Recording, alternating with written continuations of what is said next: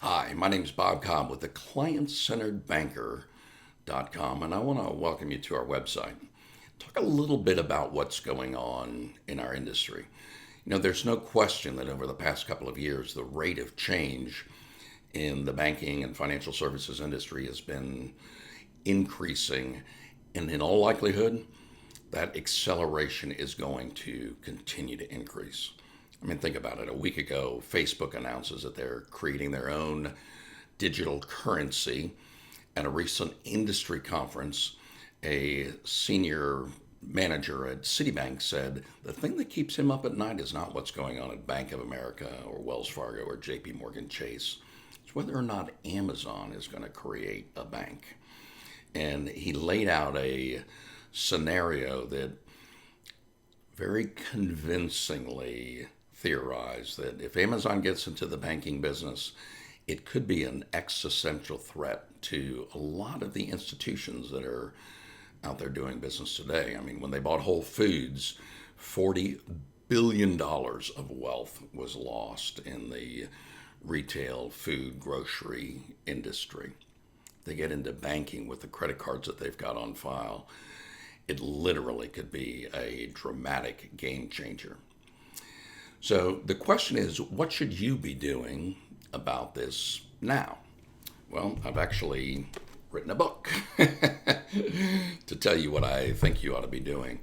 I worked at Bank of America. I was instrumental in the merger of their Premier Bank and Investment Division back in the mid-90s, and I had the opportunity to work with some of the best in class bankers at one of the best in class banks.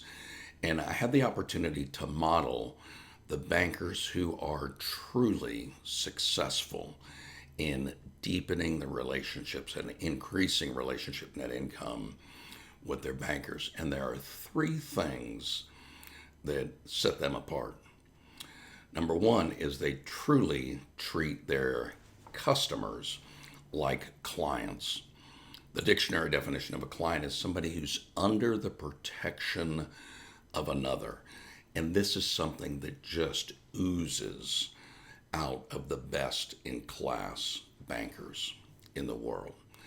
The second thing is they have strategies for discovering, eliciting what additional banking services that client could and should be taking advantage of. They're always deepening that relationship, always deepening relationship net income, and always wrapping the client in the web of entanglement. The whole reason that we cross-sell in the financial services industry to begin with.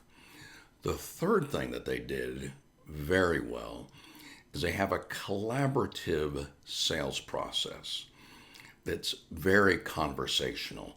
It's not 20th century old school, ask a closing questions and shut up.